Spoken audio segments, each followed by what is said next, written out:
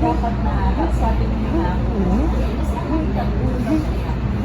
ang masama, gumaganon ka lang eh. Pero uso na ngayon din.